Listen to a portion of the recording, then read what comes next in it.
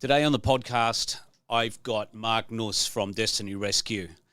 This isn't your typical business podcast. This is very much one that I believe business owners can get behind and support. It is very raw, it is very confronting, and it's definitely not PG in places. So I just wanted to let you know what's going on. It is about the sex trafficking industry, but what this incredible organization is doing about that. It goes in depth into some stories of how it all works, why it works, how people get in there, how they get them out, and goes over things that you and I probably have trouble believing that actually happened. But I wanted to bring this to the front because I want us to understand as business people and as professional people that we have our lives that we live here, and often though we know it mentally what's going on, we don't really understand. So just to let you know, it is very in-depth, it is very raw, it's very confronting, but it's also one of the best podcasts I believe that I've done. And I'm keen for you to hear it and see what's going on. And it also gives a great perspective for our lives, our families, and where we live. So here we go. Welcome to the Tomorrow is Not Today podcast. You've already started to create the life you want just by being here. Designed for you as a business professional so you can be physically, mentally, and emotionally healthy, more productive, less stressed, and living a life you truly love. My name's Kingsley, and thank you for coming on another journey with one of our uniquely qualified professionals. Welcome to the Tomorrow is Not Today podcast. In the studio today, very, very excited to have Marc Nuss. I pronounced it right? You did it perfectly. Thank you very much. Normally I don't say it right, so I'm very excited to actually get it right. So the reason I'm excited about having Marc here is because we've been a supporter, my wife and I, probably for a decade. Yeah. I think we've been supporting Destiny Rescue, and the work that you do is just absolutely phenomenal. So having you here in the studio really is an honour. So just tell us a little bit about you, Marc, how you got involved with Destiny Rescue, etc. Yes, okay, great. Thanks for having me on. Really want to say from the start, it's been a real privilege to get to know you through the years, and we actually started getting to know each other quite well. And also, I've got to get it out of the way. Thanks so much for you and your wife being amazing supporters of Destiny Rescue for such a long time. And that's what I love. Part of the journey I love with Destiny Rescue is that we've got such loyal supporters, and you guys are partners with us to help rescue children out of sex trafficking. But to answer your initial about myself, as you can hear, obviously, for your listeners and those who are watching, that I am a South African. South African accent will be with me for life. I am proudly married I've got an Australian wife, Australian kids, 4 beautiful children, but the accent is with me for life. I've been living for about 25 years now in Australia, so I've basically lived now nearly longer here than what I've lived actually in South Africa. So that's quite a while. Yeah. So I truly see myself now as a local. So You're an Aussie. Yeah, I'm an Aussie, but like I said, the accent is with me for life. It will be. But yeah, and part of your question is how did I get connected with Destiny Rescue?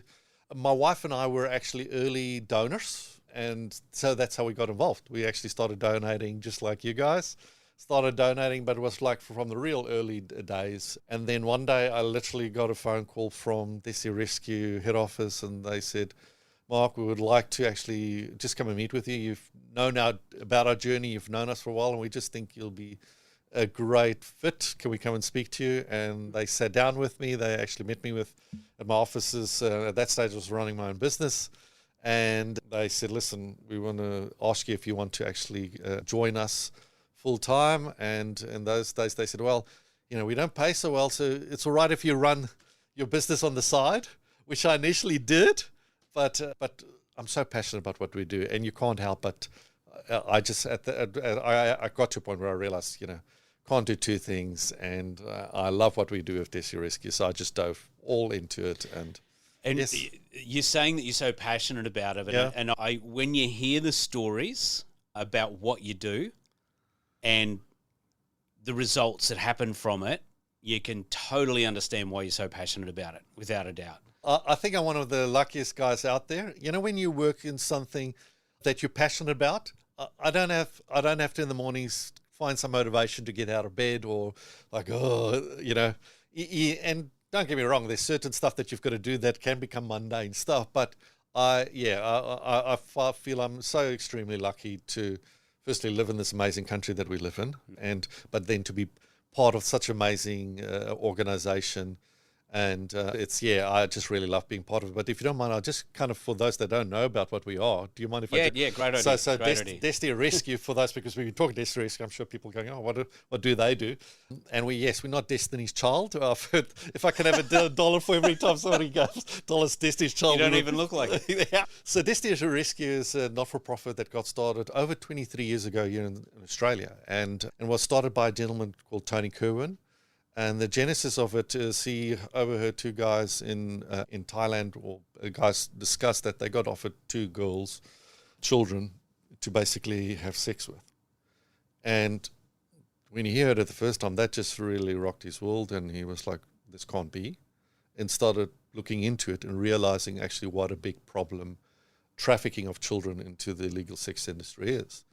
And, we've got, like, in the 2016-17 report of the Labour Organization, they guesstimated that about 1 million children were trafficked into the legal sex industry. It's the fastest children.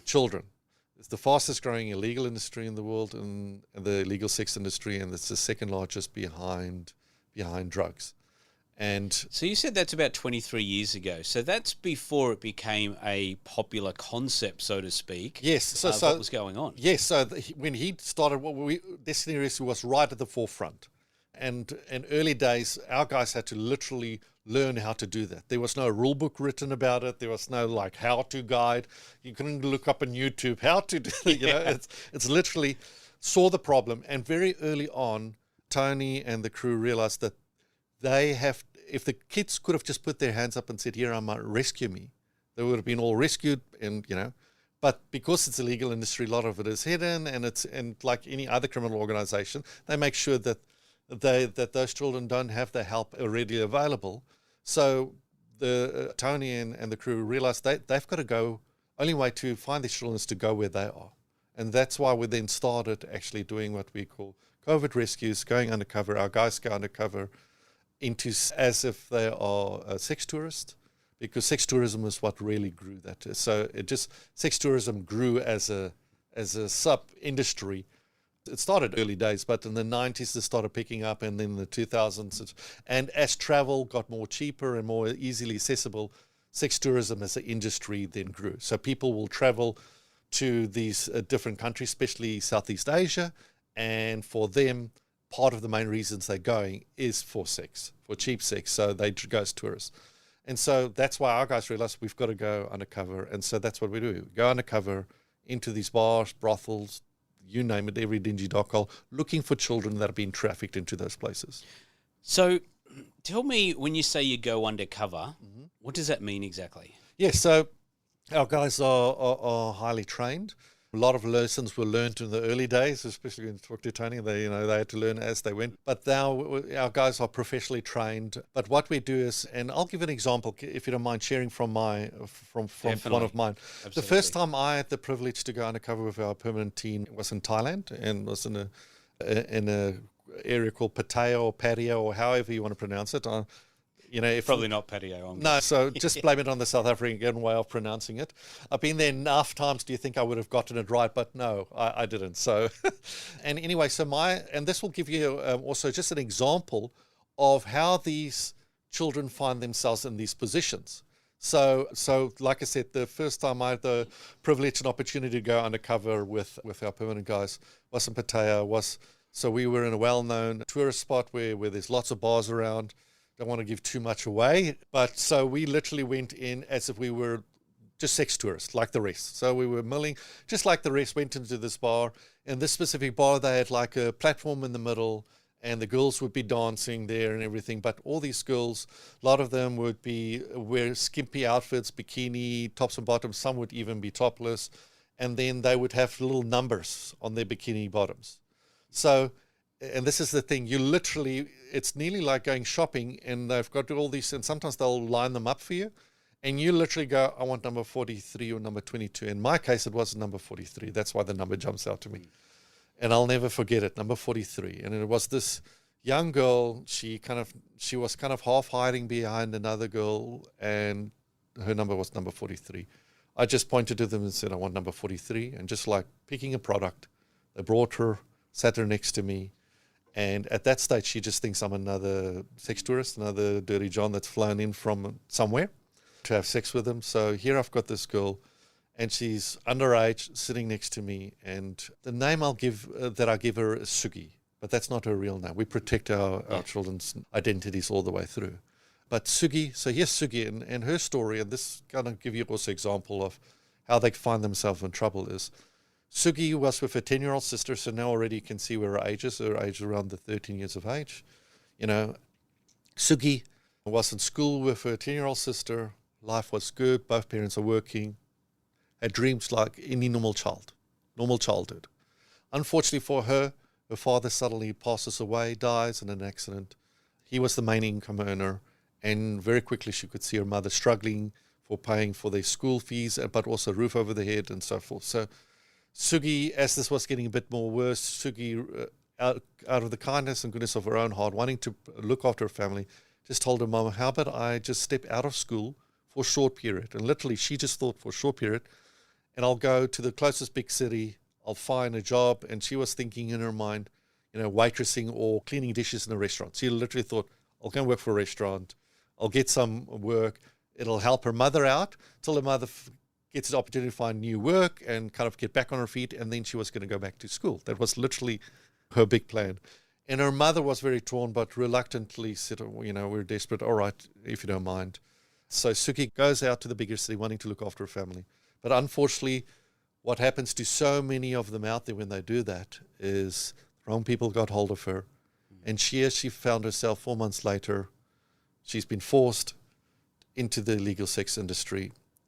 And she's forced to sleep with dirty Johns coming in from all over the world.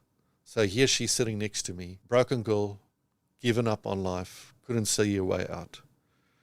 In our conversations as we were talking later, and this is the thing for me, is like when I close my eyes, I can still see it in vivid colors, is when I asked her about, Sugi, if, you know, you've stepped out of school, what is it that you wanted to do, you know, while you were in school? You know, and just to see somebody when they tell you a dream that they have, like a passion, something that they were passionate about, but to see their whole body language and the way they speak about it, that they've totally given up on that dream has been shot to smithereens. In their mind, they can't see themselves ever walking into that again. And she just kind of looking down on the floor, never looked up, just mumbled under her breath, I'm a school teacher. So here you've got a beautiful little life that wanted to help her family and had dreams of wanting to become an educator of the next generation, yet she's forced to do something that she never ever dreamt she would have to do. No child, no human being should be put through that. Yet this is the problem we're facing in the world at the moment. It's one of the fastest growing industries in the world. You've got people forced to do things that they never ever dreamt that would have to do. And sometimes we can put a cultural thing around it and say, oh, it's a culture. No, it is not. No. I've spoken to enough girls and children, and we do rescue boys as well, but the majority are girls because of the marketplace out there. But you know, even boys that we've rescued, they've all got the same dreams and aspirations as their own children. I've got 4 children. And to be sitting next to, at that stage, a girl that was the same age as one of my girls, it's very sobering because she is somebody's a child. She's somebody's daughter. A parent somewhere is wondering what happened to her child. Where's their daughter? I know if something would happen to any of my kids, I will move heaven and earth to find them and try and protect them. And so for me, I count it as a privilege for us to be in that position so that we can rescue somebody's child. A child that deserves to have their own destiny, not the one they were railroaded into. And so that's how that kind of looks also when, you know, to answer your question, when we go undercover, that's how our guys go. They'll go undercover. A lot of times they'll also go fact-finding because we've got another component that's called raids. So that's when we actually get federal police agencies and police agencies to come and raid a specific facility. especially when they're actively trafficking children in it. So that shuts the place down. People get taken to custody and hopefully breaks up the whole network, and you rescue everybody that's been trafficked in there. Because when we do raids, and if we come across them, we'll also rescue adults. So our focus is children, but it's just like you've got the lifesaver out there in the ocean. You don't find the lifesaver as somebody's drowning, swimming up to the person drowning, go, "Hey, how old are you?" "Oh, 22. Sorry, too old," and turns back. If it's an adult that's been trafficked as well, which you do definitely have, if they come across our path, we will rescue them. It's not.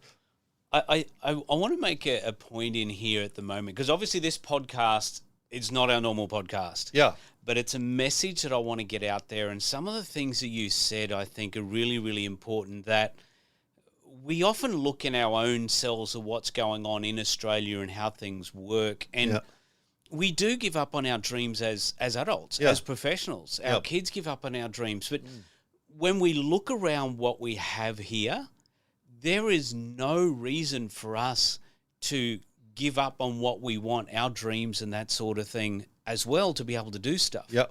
We look over there, these kids, they don't have a choice, like you said. And they went out in all good intentions, obviously started with a brilliant family. Everything was going great. Yep. And all of a sudden it changed. And I don't know how she got into that. I don't know if you know how she actually got into it. But the thing is that it wasn't a choice. And a lot of people, I think in that industry, it's a choice. No. But it's not a choice. No, and it's through economic circumstances a lot of times. It's through, yes, you get cases where you've got just bad people around them, whether it's an uncle or even, unfortunately, sometimes a parent that will actually sell the child. Like, we rescued a girl that her mother passed away, her aunt took over her care, and unbeknownst to her, her aunt, because she was still quite young, was feeding her a hormone tablet so certain things could grow, and had pre-sold her already to a trafficker. So you're going to find horrible situations like that. But most of them is purely financial reasons, that they are looking for work to try and help family members out, etc., that they find themselves in those positions. And like you said, what happened between where she went looking for work is they unfortunately crossed paths with the wrong people, opportunists. The traffickers know which areas to go, where to look out. For example, I'll just share you this story, and I do apologize what we talk about. It's very full on, but I want people to know what's going on, because it's very easy for us to be in our Western Australian culture and go, life's so difficult, I'm dealing with so much. Yeah. And we all deal with a lot of stuff from time to time, and some people are a lot worse than others. Yeah. But for the majority, very few of us, I think, have to deal with this sort of thing on a day-to-day basis. Totally. And so I'll give you another example of how the step in between. But for example, I know Tony shared one of his personal stories is a girl that's named Chloe, not real name once again. Mm-hmm. And Chloe was part of a family of 7 siblings. They were unfortunately from a real rural area, subsistence farmers, and they had a couple of bad years. Things weren't going well. So all the kids went looking for work. So Chloe, being at that stage 14, just asked in the town, her local friend, where can I find work? Because there was no real work in their local town. And this friend just said, hey, how about you go to the bigger city and just find work there, And so Chloe literally hitched a lift on the back of a truck, or in Australian vernacular, a ute. On the back of a ute, the ute took her into the city and dropped her off at a bus stop. So when I say bus stop, it's literally a drop-off point. So, tuk-tuks and buses, everything will come through there, but it's not like an official bus stop like what we would know it here. But it's just a drop-off point. And for Chloe, and this is a similar thing that happened to Sugi, is Chloe got dropped off. So no idea. Now she's in a big city. She got dropped off the point, and there was it was nearly like a half-moon area, and surrounding it were these bars at the drop-off point. And unfortunately for Chloe, she gets dropped off. She's got a little bag, looking a bit like lost. Where to now? And a bar manager sees her, walks out of her bar, comes to her and said, oh, you're looking a little bit lost. And she said, I've actually come looking for work. The bar manager says, well, I've got work for you. Do you want to work in a bar? And I'm like, how lucky am I? And she literally just right there, opportunistic, just right there. She says yes. And the bar lady said, well, the job's easy. All you've got to do is just talk to customers, And she said, you know what, I've got some place for you to stay. It's right in the bar. So this Chloe naively goes, you know, she comes from a rural family, worked really hard, went to school, you know, I've got to put it there, virgin girl, had no idea about the big bad world out there. The lady takes her in, said, oh, this is the room, you're going to stay in the back of the bar. It's like this hallway and at the back of the bar. And she said, here's your room. She opens the room and she says, there's a bed and there's just this little skimpy outfit lying there. And she says, this is what you could have wear when you, and now Chloe's confused, not sure what's going on here. And she looked at the outfit and that's basically a little see-through skimpy outfit. And the bar lady closed the door, and unfortunately, now I've got to apologize. But I'm going to share you the reality, all right? Is next minute, the door opens and 3 guys walk in, and they start breaking her in, if I'll put it that way and leave it at that. Chloe tries to fight them back, but unfortunately, it's 3 of them. But here is, for me, shows the things that some of our children have to deal with. And for me, I just want to put this right from the beginning. Our biggest heroes are our children, because if you can go through what they've got to go through and to see them on the other side, they are my heroes. And then for each one of them, Destiny Rescue, that's for us. Our children they're the heroes of the story. And so Chloe's fighting back, but so here at the most vulnerable point, the thing that she never ever dreamt would happen in her life, they are videoing that at the same time so that they can sell it to pornographic websites around the world. So in the back of her mind, while this is happening to her, she keeps on thinking, who is going to see this? And that's what they did. And then after that, she was forced to sleep with customers every night till we found her and we were able to rescue her out of that hellhole. And in the rescue, I'll just go to the next bit. So when we rescued that night, we rescued her driving to our rescue centers, which we have rescue centers. And also, we've also got other organizations we work with, because as we were expanding, we realized we've got to get other partners from part of the care. And we research, make sure they're right and safe, and we do agreement with them. But within this case, it was one of our own rescue centers. We were driving her, and our guys ahead of time sent a message for the rescue center saying, we've got a new girl coming in.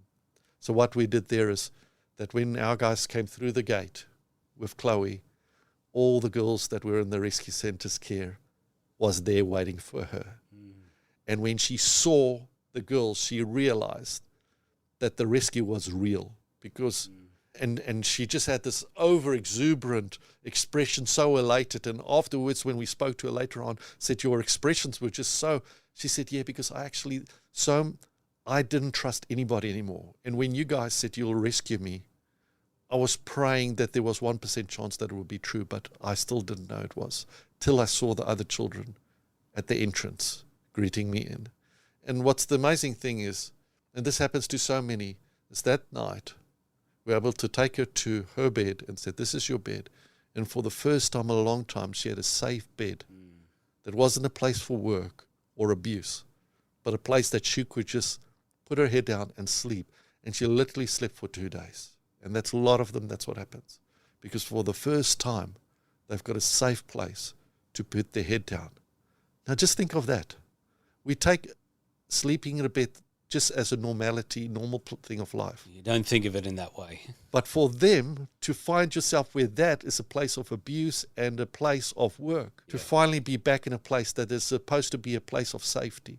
Like my girls, sometimes they get frustrated with me, especially my 15-year-old. She just turned 15, and I'll, even though they sleep, I'll still sneak in and just have a look, Oh, you're a dad. Yeah, I'm a dad. That's what you do. And sometimes I'll hear out of the voice of the doctors, what dad?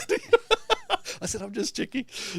But for me, that's how it should be. Yes. Yeah, exactly. And that should be a place of safety, of rest, of peace. Yeah, 100%. So obviously going through that, there would be very few people listening to this who could even relate remotely to that. Some will. Yeah. Some will. Yeah. But there would be very few. So what happens, because the mind, the mental aspect of that, what's going on in them, because obviously there's got to be a massive, for them to actually, to begin to trust, to begin to be able to think well, to be able to think that I actually can have a proper future in front of me, that I can live a real life, and some of those dreams, maybe they could be possible again. Yeah. How do you work with them to get that happening? Well, so initially when they arrive at the rescue centres, they get assessed medically, so they get medical help, and some of them do need medical help. There's some that actually need hospital care. There's some that actually have got venereal diseases that they need help with.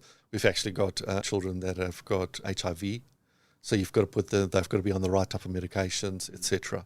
And so they first get those immediate medical needs met.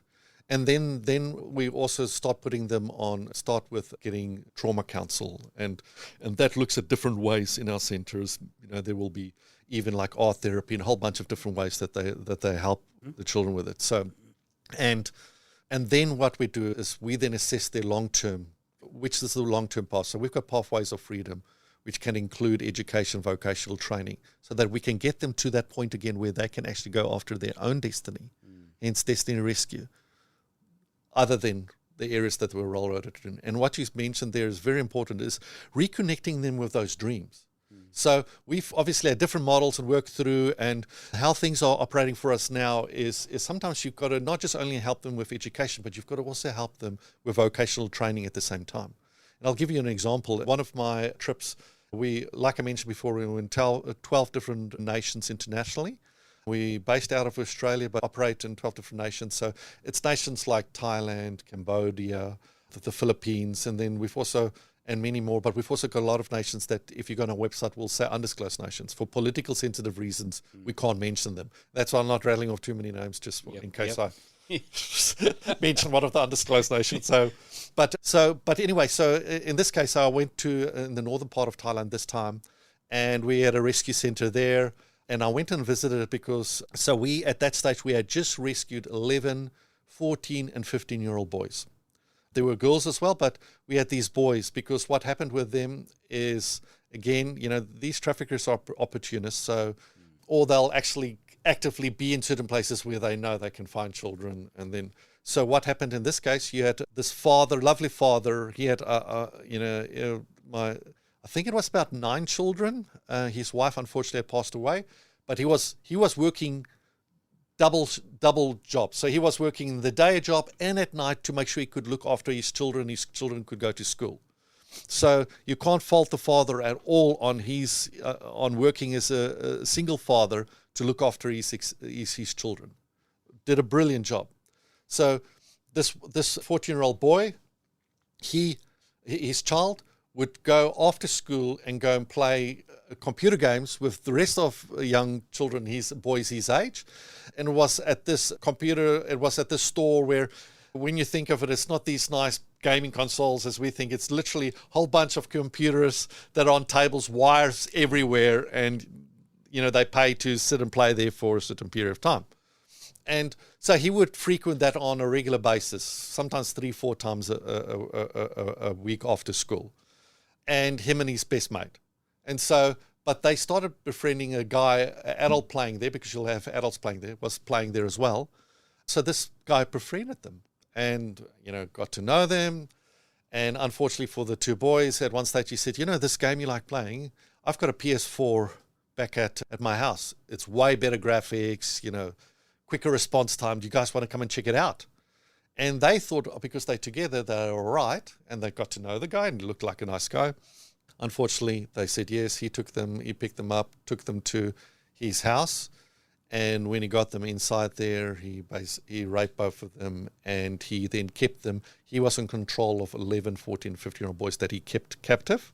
Wow. And what he would do is he would, through social media and his closed-in rings, basically pimp out these boys.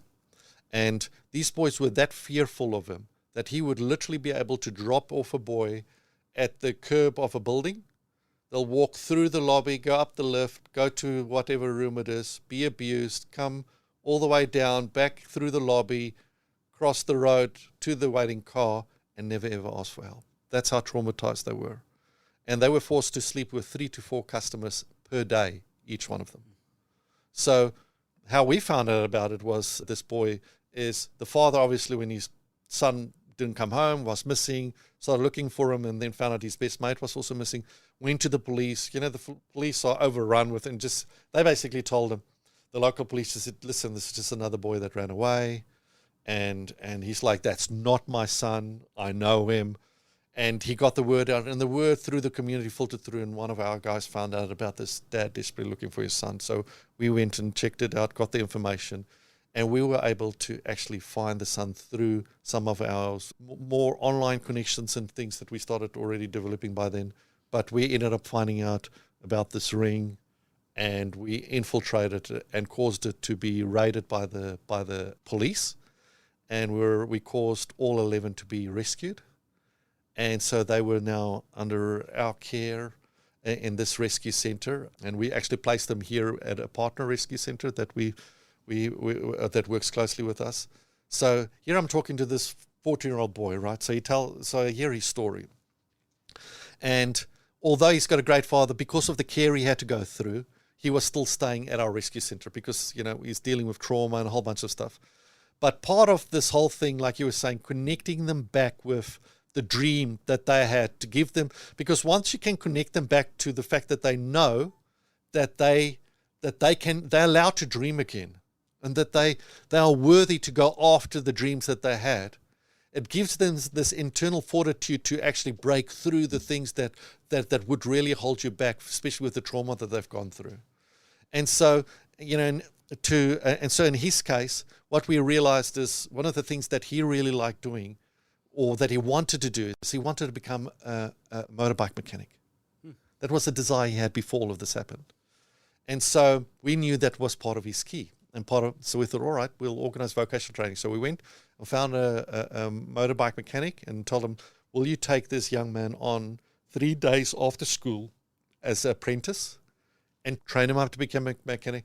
We'll actually pay you money, so that, and that model really works well when we get businesses like that, because suddenly they've got extra help. They can train up somebody that will do it the way they like it to be done, but they've got now greater capacity to take on more business, and this model really works well for us.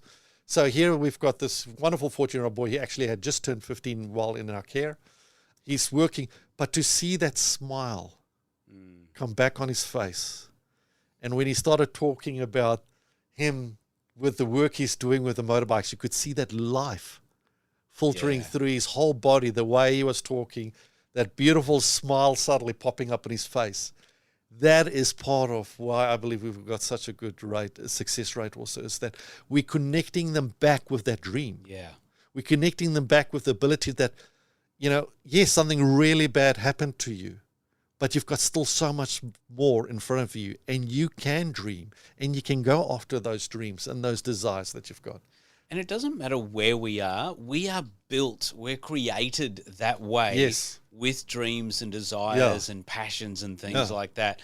And the fact that you guys can go in there, pull them out of the most horrific scenarios and circumstances, bring them back, and then get them on a track where they're like, I can dream, and you're putting a joy. There's a difference between happiness and joy, and there's a joy, obviously, that's starting to come back when they feel the reality. And obviously that's going to take time for that to happen, and the belief in this, actually, really, am I actually doing this now? Would be absolutely phenomenal. And just what it must do for you is just huge. Like inside of you, the fulfillment you must get out of that.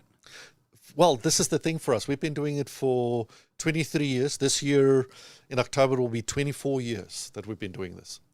And so you've got this whole track record of where these children end up, and even adults, where they go with their lives. But for us, we know when we meet that child the first time when they're rescued, we're meeting them at the worst trajectory point in their life. But what makes it worthwhile for us, and it is that joy, is we know where they'll end up. Yeah. We know that with what we've got that we are providing, and we're going to provide for them in the pathways of freedom, and even the ones where if it's safe for them to go home and we reconnect them there with their families, we know the trajectory from that point is upwards. Yeah. And we know that they'll get the tools and the help that they need to be able to go where they can choose their own direction. They can set their sails right and go after their own dreams. And so, yes, it is. That's what makes it all worthwhile. So, and even talking to some of the permanent guys, that's the thing that really fills them up, is they know where they end up. So, yes, if somebody's drowning, you've got to rescue them right now.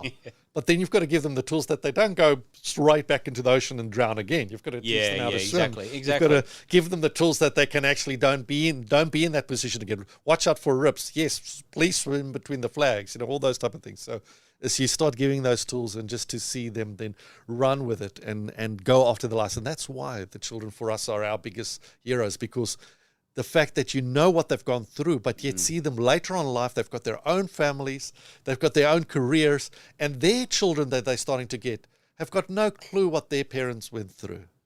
So, yes. And you get to see some of them down the track. Oh, yeah, you do. And we try and stay in contact with them as much as we can, but some get married, names changed. Yeah. Phone numbers changed, etc. But there are ones, and we're fortunate. We've had some that went and got training and ended up coming back and actually working for us as well. So how good is that? Yeah. So that is like full circle. So that's fantastic. And for me, I just love it that we've got children and adults that are now in so many various different walks of life, and that's what I love. Also, for me, is to see them find their thing. What's their thing, and they go after it.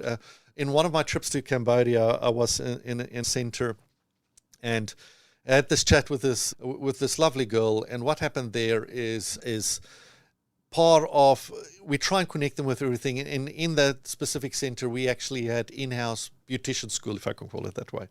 So that's for the girls that wanted to do it, because we had to give them, a lot of them were safe to go back to their village or where they come from, but you've got to give them a vocation that they can actually help with income for the family. So we've had cases. Sorry, I'm bumping this mic. We had cases where we rescued two. I love telling the story because it just, for me, is we had two sisters that we were able to rescue that were together. A lot of times they'll split them up, but the two sisters that were trafficked together that we rescued, and they went through that in-house beautician training, and so it's basically hairdressing, makeup, manicures, pedicures. When I was there, they painted my nails because they were practicing. So they're like, no, you, and I'm like, no. They're like, all right. I'm sitting. You look great with painted nails. Oh, listen, and it was this dark purple, right, that they picked, and then they hit the stuff to clean. I said, all right, now can we take it off? They go, no. And that night we had to go. I had to go with the permanent guys undercover. So I'm walking. So needless to say, I was getting different type of attention than what I was expecting. Yeah. So, but anyway, finally got it clean the next morning when I went and got some nail polish removal. But anyway, so these two sisters got trained up. So they went back to their village, and they opened up their own beautician salon. Now, we don't immediately think Western style marble floors and just these beautiful scented candles and music playing. This is, we're talking rural village in Cambodia. And so they were in the middle of the town center. They opened still teenagers, opened up their own beauty salon, where they did hairdressing, makeup, manicures, pedicures, and all of that type of thing. But it was literally a wooden shack. And then the front of it, if it was open, the top would be on top of the roof with a rock on top. Yep. If it was closed, the top would just be down in front. But they were making enough money not only to look after themselves, but their extended family. Yeah, wow. So, that whole, and that's a principle we believe in, is that principle of feed a man a fish, you feed them for one day, but teach them how to fish, they can look after themselves and their family for the rest of their lives. Yeah. So it's giving those skills, and that's where the vocational training comes in. And I love that, the fact that like the rescuing in itself, that is just over the top. Yeah. Amazing. But the way you take them through that whole process where you work with getting their mind in the right place, you give them a skill, you help them, what do you want to do, where do you want to go, and you get them training, whether it's through your organizations you've got set up or other people or whatever, to be able to put all that together in the one package and completely change. Well, it's not just one person, but that's going to adjust their family, and then they're going to get married, and they're going to have kids. Yes. It's a whole ongoing effect that's going to affect literally generations and make a massive difference. Oh, absolutely. And I was starting there when I was there at a rescue center. I was talking about a girl, and then I went and told you the story about the two. Well, in this case, the one girl that I was actually going to talk about, there was nothing that she was really attracted to. So not the beautician school or anything. We actually even had they're actually not for profit, but this amazing patisserie. And I actually went to this patisserie. I've actually got this video going to this patisserie, and they made these amazing cupcakes, but they would take the girls that wanted to do that under our care, they would train them up to become patisserie chefs. And I mean, these things, we've got a bit of video. You can see I definitely enjoy my food. And I remember when I showed my wife when I got home and she sees me there and I've got this cupcake, she said, trust you to find a cupcake store. I said, listen, it was for work. She went, yeah, whatever. But these cupcakes were brilliant that they made. And I think they actually came like third or second in some international baking competition. Oh, wow. Really good stuff. I mean, seriously good stuff. And so they would put our girls on a 2-year training. Well, they would look after them. They would get trained up to do this. But we had this girl now. So she had all these different options, but she was not really taking to anything. Until they'll have their own quiet time and their own time, with just their own space. And till one of our social workers saw that whenever she was in her quiet time, she would just take a piece of paper and she would just sketch these beautiful drawings. And we realized that's her key. So we went then looking for an art school. And there wasn't a lot of real good art schools out there, but we found one that was specializing more in the Japanese style of art. So we enrolled her. It was like fish to water. You could see that life returning. She excelled. She did really well, worked really hard. So after she graduated out of it, we said, oh, this is so awesome. Now we've got to find work for you because, it's great to have that, but we've got to find work. But just as it would happen, around that same time, international company came and set up a digital animation arm in Cambodia. Wow. And they were asking for interns. Only a handful there were, so they were asking for applications. So we helped her with her application, filled it out, sent it off, fingers crossed, and just like, please let this happen. She got picked as one of the interns. And that's when they would teach them in-house then how to turn the physical art into a digital form and all of that type of thing. And I'm happy to say at the end of her internship period, she got given a full-time job as a digital animator. How good is that? Oh, that is so... That's mind-blowing into where they go, what happens. That's phenomenal. And they end up everywhere in nearly any type of career. So you can tell that whatever they are, whatever they like, and it's good that the social workers and people can see what they want, what they're good at, what they enjoy, and pick it and run with that. Yep. We are coming to where we're going to have to close, but I want to, if you can, briefly tell us about. You've mentioned before about when COVID hit, you started doing online sort of work. Oh yeah. Can you just tell us a little bit about how that works? Because I think that's phenomenal and the difference in so many ways that's happening. I've just touched lightly on what we do. We do so much more. We've got like in Nepal preventative work where we stop children being trafficked across the border. So we've actually helped support border stations all through Nepal. So we do so much more. But one of the areas that for us that we've grown into further has been during COVID. So what happened during COVID is you've got to realize for these traffickers, that child or that individual is purely just a product for them. Like I told you when I had the privilege to go undercover with our permanent team, they line them up and they've got numbers and they've taken humanity out of it. You don't even have to ask them for the name or anything. You just pick the number. For me, like Sugi, number 43.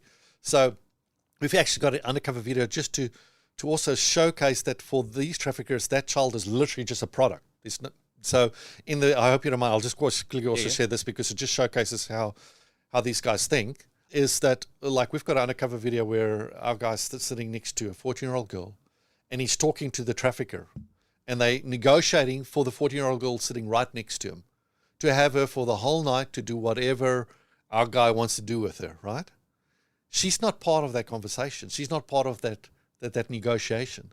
So our guys negotiate, no, this price, because you've got to play the role, and sex tourists will try and negotiate the price. So we negotiating price, finally agree on price, shake hands, got her for the whole night to do whatever our guy wants to do with her. And the trafficker said, hey, you want to buy a beer to celebrate the deal? Get the night going. I said, yes, sure. So Goes, comes back, and he's got a beer, but it's like one of the, Australian vernacular, tawley, one of the taller, bigger beers. I don't think you get them anymore, but yeah, like, and our guy takes it and goes, cheers, and I go, oh yeah, cheers for the deal, takes a swig, just bought this child for the night to do whatever we want to do. Unbelievable. That price of that beer was more than that girl for the night. You're kidding. So what value do you think they put on her? Wow. They'll put more value on the beer they just sold than that human being. And they do that type of thing with her night after night after night. She's just a commodity. So that explains then when COVID hit, they've got the product, the commodity, but the clients aren't flying in anymore. So they started going online. Still got the product, so found a new way of exploiting that child. And so started creating online content. And we realized we've got to go online because we didn't shut shop. We stayed open. A lot of, NGOs that don't do what we do, but a lot of places were shutting down, letting go of staff, and we were like, no. And we offered actually some of our permanent undercover guys who come from other countries to say, hey, you want to go back home? And all of them individually said the same answer, said, no. These children don't get opportunity to go home. Why should we? So we stayed open. But we're so grateful we did because we saw the shift to online. And we started first seeing them use closed social media groups to, still service expats and different clientele that was still living in the countries. But then started creating video content to go overseas. And everybody would know by now, probably, if they don't know, during COVID, the tsunami wave of online abuse material came. Just huge tsunami wave. People could realize they could be sitting in Sydney and live stream into a thing and then start getting a child to be abused and different things. So we realized we needed to jump in. So typical Destiny Rescue style, we just jumped in and go, all right, we've got to learn as we go. Somebody told me, he said, Destiny Rescue reminds me of guys that jump out of a plane and build the parachute as they're falling to the ground. So sometimes, you've just got circumstances, you dealt the hand you've got, and you've just got to jump in and be part of the game. So we dumped in. But long story short, because this can take ages, at the same time, there was this federal police officer in New Zealand that was dealing with online abuse material. And he had this hunger inside of him going, we're catching these guys who are buying this material. And we do help children. But a lot of these videos have got a child in it. And where's that child? Somewhere in the world that child is. And that, long story short, he went like, I've got to help be part of the solution, go after them, find the child on the video. He felt to go to Thailand because he saw a lot of stuff come out from there. He, just so awesome, by chance, he meets up with a head of our undercover work, start connecting the dots, and then having an open conversation after they got to know each other really well. He heads up now our online division. And we give him, I won't say his name, but he heads up our online division. So he very quickly realized there's stuff that we'll need. And so he also knew of this amazing software, but I don't want to tell too much what it does. Connected us with the right people to get this amazing software. And I think we're growing very quickly to be probably one of the forefront in the online area from a not-for-profit point of view. Wow. Is that we now go after the child that's in the video and go look for that child. And we find that child. And once we find that child, we cause that child to be rescued. And one of the cases, if you don't mind, for us, it was one of our bigger cases with the knock-on effect it had, is our guys, so early on, our guy was head of our division, had a video of this 3-year-old girl being abused that was being sold online. And so he just kept on looking for her. So while we were finding other children online, she was very elusive. We couldn't find her in the sense of there was no real footprint out there to work out where she is. But with our software, we could work out roughly which area or which country she was and even narrow it further down. Wow. But we kept on looking for her, and we never gave up on her for 2 years. Never gave up on her. After she turned 5, we finally found her. We were able to rescue her. But in rescuing her, we actually caused the guy who was behind not only her abuse, but a lot of other children's abuse. He was on the most wanted list in his category in countries in Europe, in the US, and different places around the world. They were looking, federal police agency were looking years for him. In the raid, we were able to cause him to be captured by the police, and the English federal police actually were there on the day because they wanted to interview him for. And through him, so many names came out then because we were able to take his devices and basically we convinced him to open up his one device, and we were able to, he kept very clear records, pull out information of all his subscribers, all his clients. Oh my goodness. And with our software, we were also able to find people that are buying these children and we're rescuing material. Wow. So we were able to, I'll say roughly in the past year and a half, probably shorter, we were able to, for example, cause close to 400 Australians alone to be handed over their details with evidence that they've been buying child abuse material to the Australian Federal Police. Wow, that's awesome. So we'll use our international contacts through the Thai police and different avenues, so it goes to the right avenues. But we are able to cause that to happen from that point of view. So our online division is really growing, but with the sole focus, we are looking for the child. Yeah. But finding the perpetrators is, if you want to put it that way, a side effect of going looking for that child in that video. And that's the area that we're really growing more and more. And technology is changing, so we need new technology. So at the moment, we're also trying to budget and save up for some amazing facial recognition software that we're after and different things that will help us, because we literally get given now thousands of files. We've helped train up the Thailand with their online division, helped train up some of their officers. We've signed an agreement also with the Filipino government and different ones. We don't get paid by those governments, but by helping them, they help us. Yeah. So it's a very close, awesome relationship. A lot of times people think these governments don't want to do. These governments want is they sick and tired of their own citizens getting abused. So they also want to see the end of this. It's just criminal elements that are keeping this type of thing going. Mate, that is, you've really a lot of deep, enlightening, tragic, but great stories at the same time. We've covered, I think, every emotion there possibly can be in so many different angles, which is just, and that's what I wanted. I wanted people to hear what's going on out there and the reality of what's happening, and there are people that are helping. So people will be listening and going, how do I help? How do I become part of this? What can people do to actually support what you're doing? Well, we help governments, but we don't get funded by governments. So literally we're tier 1 not-for-profit. So we get externally audited. We've got to have our financials on a public site. So most of them, the tier 1 not-for-profits will put it on the specific government website.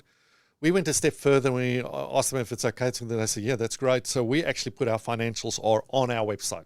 Right. So anybody can anytime go and see our externally audited financials. They're right there on our website. We're very open of how much we bring in and where it goes to. We're very fortunate that about 76% of our finances, I don't know what the latest ones would be, we're still working on that, but goes to where it's supposed to go. So we're quite proud of that as well. But for us, our donors are moms and dads and smaller to medium-sized businesses.